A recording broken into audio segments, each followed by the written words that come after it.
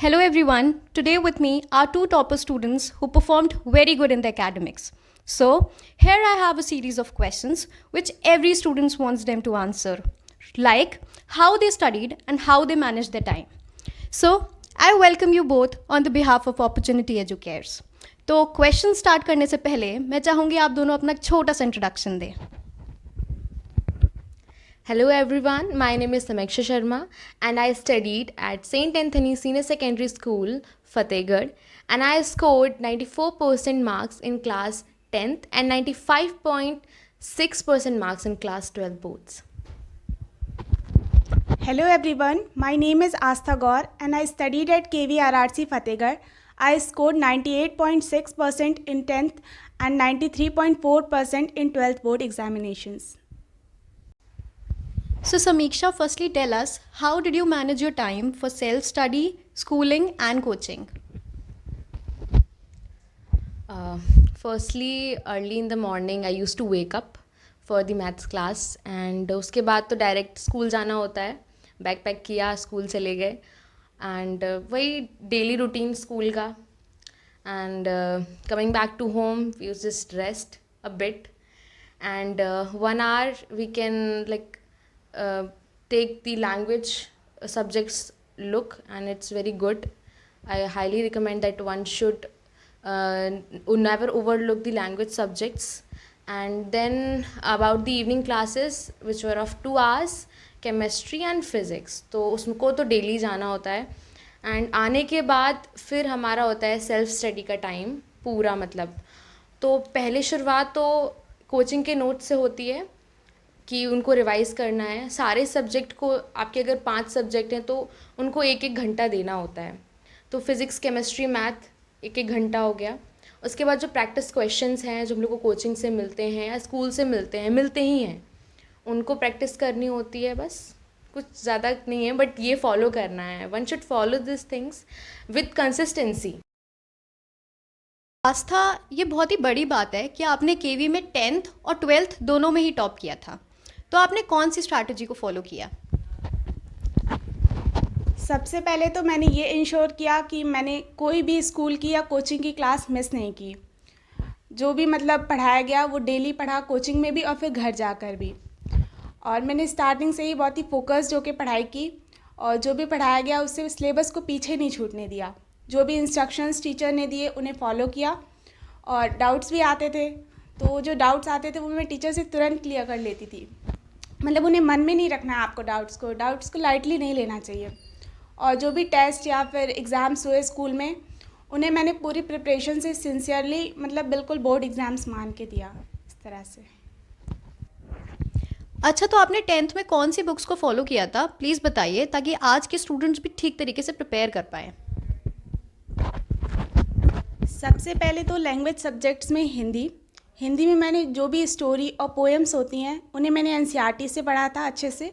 उसके बाद मैंने गोल्डन प्रेफर की थी, वो काफ़ी अच्छी बुक है. उससे मैंने सारी एक्सप्लेनेशन और जो भी क्वेश्चंस होते हैं उन्हें अच्छे से तैयार किया था. उसके बाद इंग्लिश की बात करें तो इंग्लिश में भी ऐसे ही मैंने पहले एनसीईआरटी से पोएम्स और स्टोरीज़ पढ़ी थी. उसके बाद समरी और एक्सप्लेनेशन मैंने ऑल इन वन एक बुक होती है, बहुत अच्छी बुक है, उससे मैंने पढ़ा था और क्वेश्चंस भी उसी तैयार किए थे.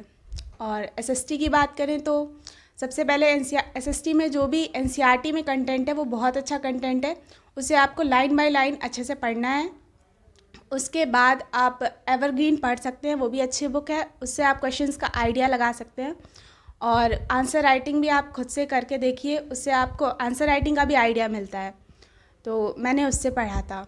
उसके बाद साइंस में मैंने कमल भैया के नोट्स पढ़े थे अच्छे से. उसके बाद मैंने एनसीईआरटी में जो भी थ्योरी दी होती है उसे अच्छे से पढ़ा था, उसी से क्वेश्चंस तैयार किए थे. और साथ ही जब जो भी चैप्टर कंप्लीट हुआ उसके साथ उसके पीवाईक्यूज़ भी लगाए थे. और उसके बाद मैथ्स में मैंने सबसे पहले तो एनसीईआरटी लगाई थी, उसके बाद आर.एस. अग्रवाल लगाई थी. और जब बिल्कुल साइंस की तरह जब जो चैप्टर कंप्लीट हो गया उसके पीवाईक्यूज़ भी लगाए थे. अच्छा, तो समीक्षा, मुझे इंटरव्यू से पहले पता चला कि आप 10th के बाद बायो लेना चाहते थे, बिकॉज़ आपके फादर डॉक्टर है एंड फैमिली में सभी लोग बायो लेते आए हैं, फिर भी आपने मैथ्स लिया. किसी के कहने पर या किस वजह से? एंड आपने उसको फिर कैसे हैंडल किया? कोई प्रॉब्लम आई या फिर सब कुछ अच्छे से चलता रहा? ये बिल्कुल सही बात है कि 10th के बाद मैं बहुत कन्फ्यूजन में थी कि मैं क्या लूँ, बायो लूँ या मैथ लूँ, क्योंकि घर में तो पूरा नीट का माहौल और डॉक्टर का माहौल ही था। तो फिर मैंने अपने कमल भैया से बात करी कि मुझे क्या लेना चाहिए, मुझे बायो लेनी चाहिए या मैथ में जाना चाहिए। तो उन्होंने बस कहा मुझसे कि अगर बायो लेने का मन है तो ले लो बायो, बहुत अच्छी स्ट्रीम है ऑफ कोर्स, बट अगर आपको मैथ लेने का मन है तो आप वो भी ले सकते हो। आप हार्ड वर्किंग हो, डिटर्मिन्ड हो, आप कर लोगे इस बात को, इसको तो ले लीजिए। फिर मैंने मैथ स्ट्रीम ले ली और 11th-12th की क्लासेस मॉर्निंग क्लासेस लगती हैं मैथ की, तो उसमें बस एनसीईआरटी के कॉन्सेप्ट्स आपको करने हैं जो मैंने किए। उनको रोज़ क्लासेस तो डेली अटेंड करनी है, बेसिक है, कंसिस्टेंसी के साथ बिना कुछ मिस किए।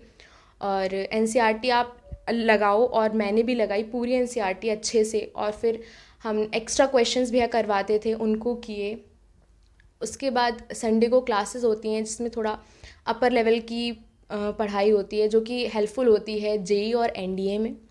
और उसके बाद एक बहुत अच्छी बुक है एनसीईआरटी एग्जाम्पलर, जो भैया ने बताई थी कि लगानी है, तो मैंने वो लगाई एनसीईआरटी एग्जाम्पलर। डायरेक्टली जंप नहीं करना है एनसीईआरटी के बाद सीधे एनसीईआरटी एग्जाम्पलर, आपको समझ में नहीं आएगा उसमें। उसके लिए अच्छे कॉन्सेप्ट प्रैक्टिस की ज़रूरत है, बहुत अच्छे अच्छे क्वेश्चंस कोचिंग में लगवाए गए। उसको लगाने के बाद वो बुक मैंने लगाई, और बस ये पूरा सिलसिला 2 साल का है। ये आप करते चलो 2 साल तक, और ये मैंने किया 2 साल तक बिल्कुल कंसिस्टेंसी के साथ बिना कुछ मिस किए, और बस हो गया। अच्छा, तो आस्था, क्या आपने 11th और 12th के साथ किसी ऑनलाइन प्लेटफॉर्म को प्रेफर किया था? बिकॉज आजकल बच्चे बोर्ड्स के साथ ही कंपटीशन की तैयारी के बारे में भी सोच रहे हैं, तो इस पे आपका क्या ओपिनियन है? 11th-12th मैंने पूरी तरह ऑफलाइन ही क्लासरूम में जाके पढ़ा, क्योंकि एकेडमिक्स में काफ़ी चीज़ें होती हैं, आपको काफ़ी डाउट्स भी आते हैं, तो वो आपको टीचर से टाइमली क्लियर करने होते हैं। तो इसलिए पहले मैंने 11th-12th ठीक से करने का सोचा। उसके बाद बच्चे पे डिपेंड करता है, अगर आपको लगता है कि आप एकेडमिक्स के साथ साथ कॉम्पिटिशन्स की प्रिपरेशन कर सकते हैं तो आप कर सकते हैं ऑनलाइन भी, बट आपको एकेडमिक्स इग्नोर नहीं करना है। आप अगर एकेडमिक्स को इग्नोर करते रहे और नेक्स्ट लेवल की सोचने लगे कि मैं कॉम्पिटिशन की प्रिपरेशन करूँगी, तो फिर ये आपके लिए ठीक नहीं होगा। आपको डाउट्स आएंगे, जब भी आप प्रिपरेशन करेंगे तो आपको दिक्कत हमेशा आएगी। इसलिए एकेडमिक्स को इग्नोर नहीं करना है, पहले आपको एकेडमिक्स करना है, बिकॉज ऐसा हो सकता है क्या पता आप कट ऑफ ही ना क्लियर कर पाएँ, तो फिर क्या फ़ायदा प्रिपरेशन की। इसलिए पहले एकेडमिक्स को करिए, उसके साथ साथ अगर आपको अंदर से लगता है कि हाँ मैं कर सकता हूँ, अगर आप इतने डेडिकेटेड हैं तो आप कर सकते हैं। और 12th के बाद भी आप कर सकते हैं, आपके पास ऑप्शन होता है कि आप ऑनलाइन भी प्रिपरेशन कर सकते हैं या फिर बाहर जाके भी पढ़ सकते हैं। अच्छा, तो आस्था, ये चीज़ मैंने देखी है कि जब भी टेस्ट या फिर एग्ज़ाम्स अनाउंस होते हैं तो बच्चे बहुत ज़्यादा पैनिक करने लगते हैं, तो इस सिचुएशन में क्या करना चाहिए या फिर आपने इसको कैसे डील किया? एक्चुअली अगर हम पढ़ाए जा रहे सिलेबस के साथ साथ पढ़ते रहेंगे तो हमें डरने की ज़रूरत नहीं पड़ेगी, और अगर हम पढ़ाए जा रहे सिलेबस के साथ साथ नहीं पढ़ेंगे तो चीज़ें इकट्ठी होती जाएंगी और फिर आप कवर नहीं कर पाएंगे, तो फिर तो आपको डर लगेगा ही जब टेस्ट अनाउंस होंगे। तो इसलिए जिस दिन जो पढ़ाया जाए उसे घर जाकर रिवाइज़ करें, और संडे को पूरे वीक का रिवाइज़ करें, और जैसे जब कोई चैप्टर कंप्लीट हो जाता है तो उसे पूरा तैयार करें खुद से भी, theory as well as questions. तो इसलिए जब भी टेस्ट जो भी अनाउंस हो तो आपको उसे सिंसियरली देना है, आपको बिल्कुल भी उसे लाइटली नहीं लेना है, क्योंकि यही छोटे छोटे टेस्ट एग्ज़ाम्स आपको बोर्ड्स के लिए प्रिपेयर करते हैं, तो फिर आपको कभी डरना नहीं पड़ेगा। तो लास्टली, क्या आप दोनों लोग कोई स्पेसिफिक एडवाइस देना चाहेंगे करंटली स्टार्टिंग स्टूडेंट्स को? अगर मैं एडवाइस की बात करूँ तो पहले तो आप लोगों को अपनी क्लासेस डेली अटेंड करनी है, वो रूटीन फॉलो करना है, क्लासेस का मिस नहीं करनी है, स्कूल रूटीन करना है। और आपको फ्री टाइम मिलता है स्कूल में भी तो आप लाइब्रेरी जा सकते हैं। लाइब्रेरी में बिल्कुल भी डिस्टर्बेंस नहीं होता है, और आप कोई भी बुक उठा के, मतलब आपके कोर्स की बुक उठा के आप उसमें से क्वेश्चंस प्रैक्टिस कर सकते हैं, थ्योरी रिवाइज कर सकते हैं। बहुत शांत माहौल होता है, अच्छा होता है। घर पे आप एक डेली प्लानर को फॉलो कर सकते हैं, एक टास्क की तरीके उनको फॉलो कर सकते हैं। सोने से पहले लाइक ये टास्क पूरा कंप्लीट करना है, आप ऐसे कर सकते हैं, और ये डेली डेली करिए, इससे कॉन्फिडेंस बिल्ड होता है, आप एनालिसिस कर पाते हो ख़ुद को, और बाकी सब अच्छा हो जाता है। देखिए, अगर हम कहीं फ्री बैठे हैं स्कूल में, घर पे या कहीं भी, तो आपके माइंड में यही चलना चाहिए कि आपने अभी तक कितना पढ़ लिया है और अभी क्या पढ़ना बाकी है। जो भी चैप्टर्स हो गए हैं स्कूल में, कोचिंग में, तो उन्हें आपको सोचना है कि अभी आपको कितना करना है और कितना कर लिया है। तो मतलब आपको टाइम वेस्ट नहीं करना है, जितना हो सके खुद को पढ़ाई में एंगेज रखें जब तक कि आप सक्सेस ना पा लें। तो आप दोनों लोगों ने बहुत ही अच्छे से बताया। Thank you so much.